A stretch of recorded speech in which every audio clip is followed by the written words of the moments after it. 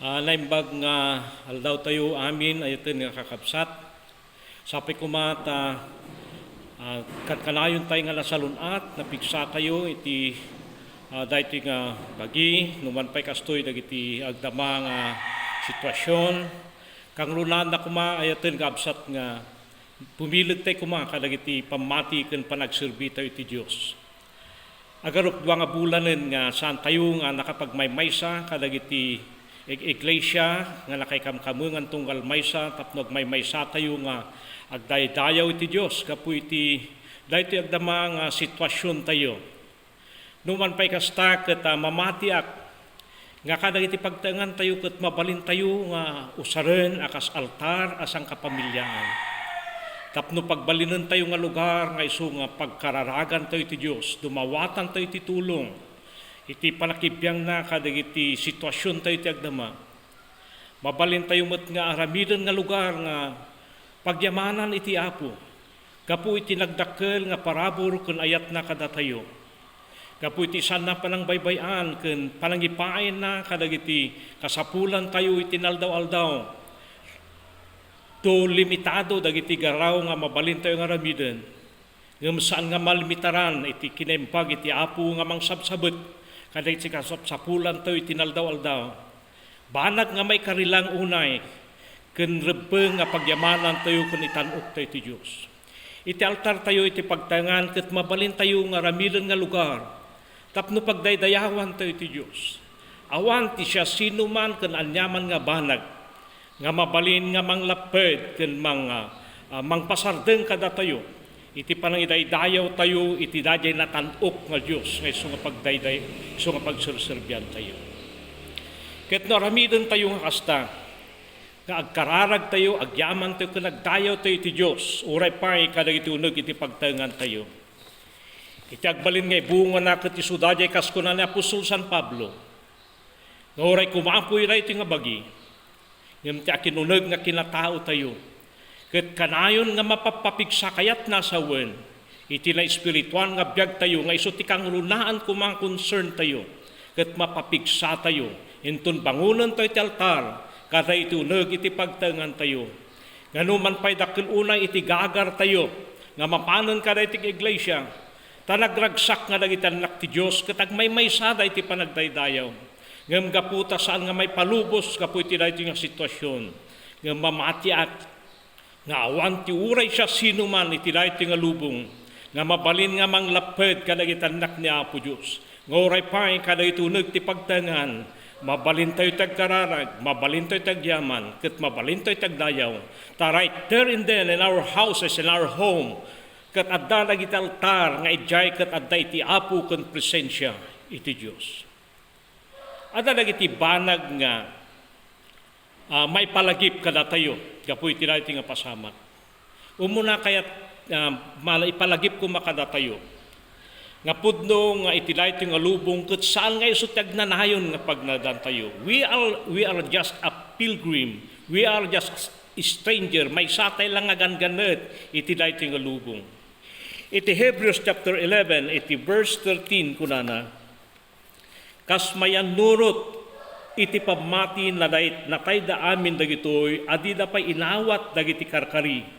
Ngem nakita da iti linugayan da ida manipod iti adayo ket inpudpudnudang isuda ganganet da ken agpagpagnada iti rabaw iti daga.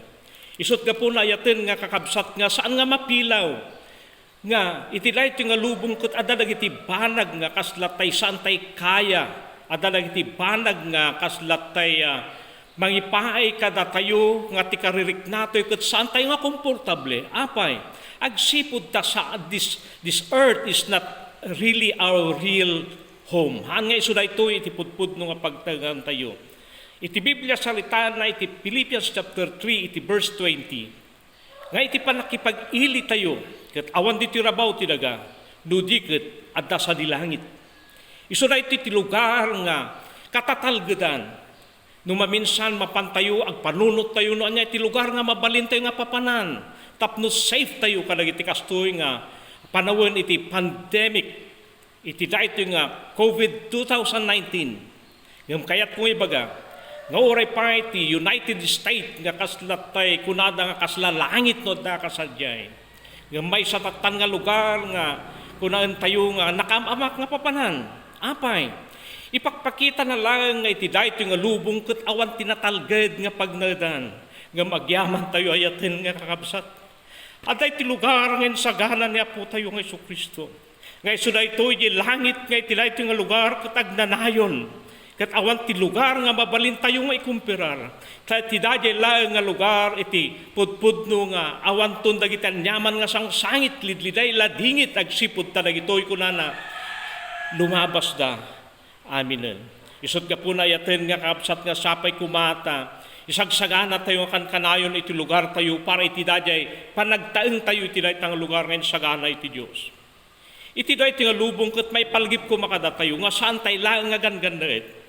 Nudi ket addalaeng dagiti na ituding ngal aldaw iti panagtaeng tayo iti dayto nga rabaw ti daga.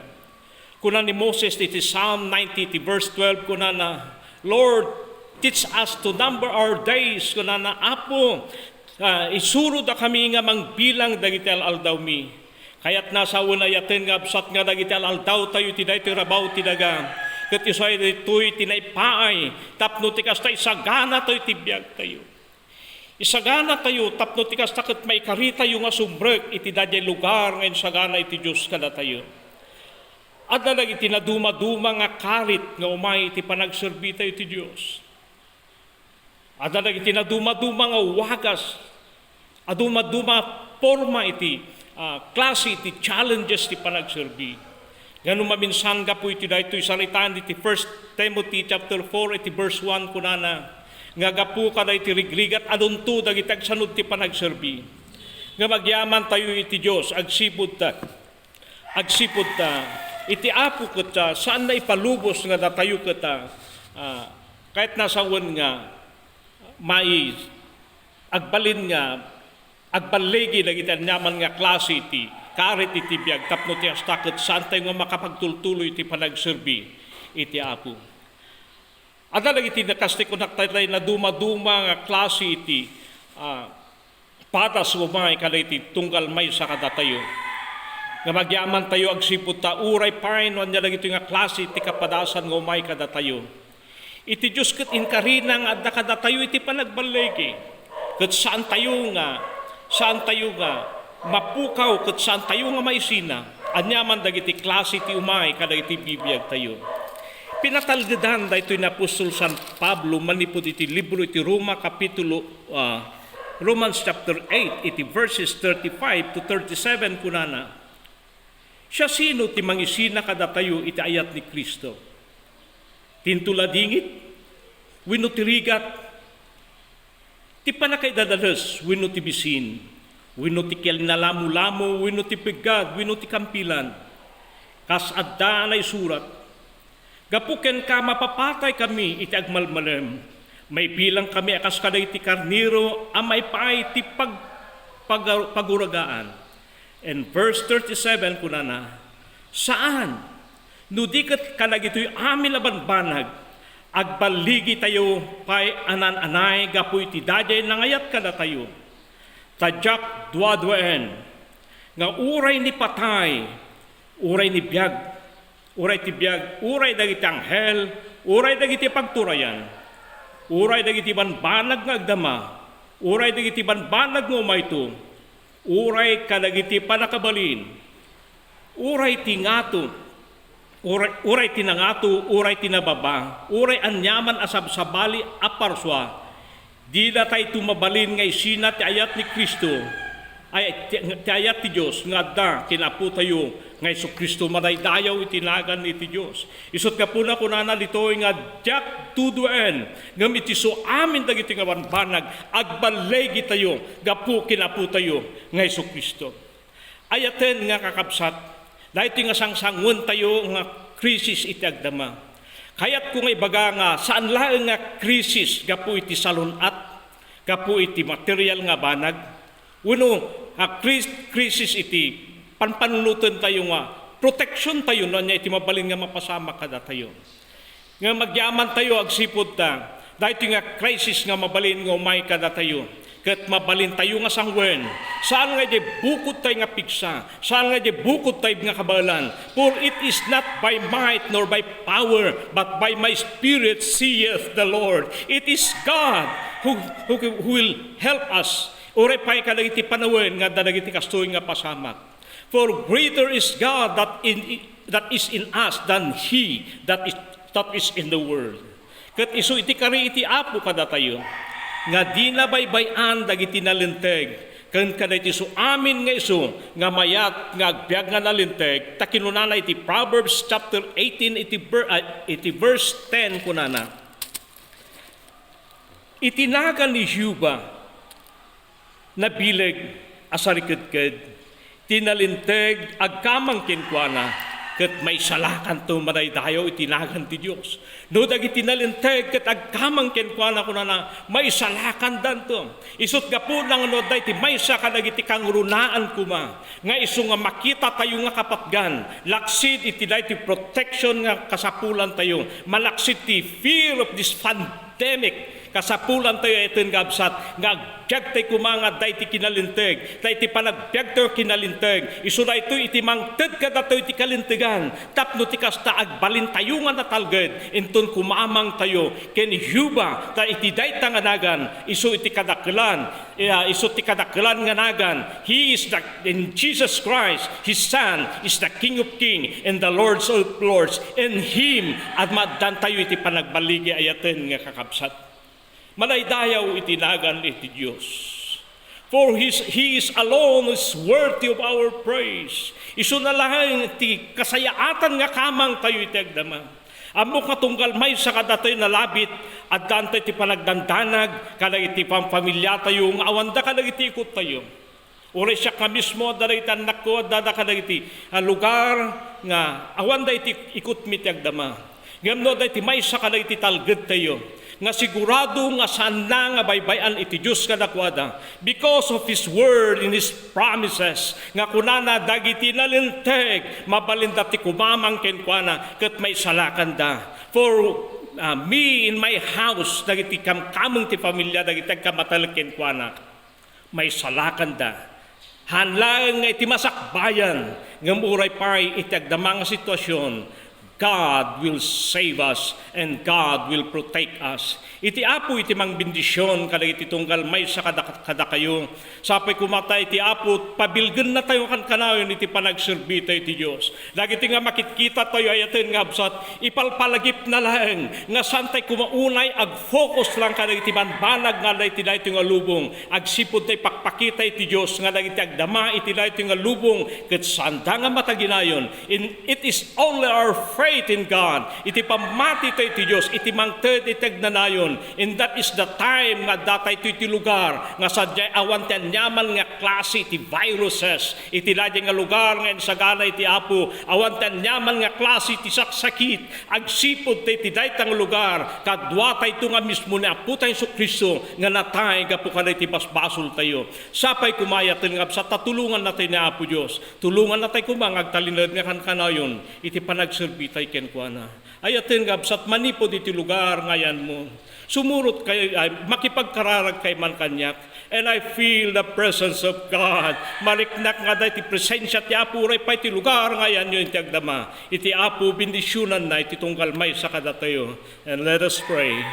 Father God in heaven, Lord, agyaman kami talaindaklan ka, O Diyos. You are great, Kawa. Talaindaklan ka, O Apo. Agyaman kami, tagsirsirbi kami, ti Diyos nga nangaramid ti langit kandaga. Diyos nga, you are all-powerful God. Apo sikat ti makabalin, amin, Apo nga mang kontrol iti so amin nga banag. And we know, Lord, nga nung palubos mo iti may nga banag, aday tinasaysaya at Apo nga ibunga na daytoy. And Lord, we pray me, Father God, nga nanyaman dagiti banag nga dakada kami. Apo nga mabalin nga saan, Apo Diyos nga may kariti sangwanam.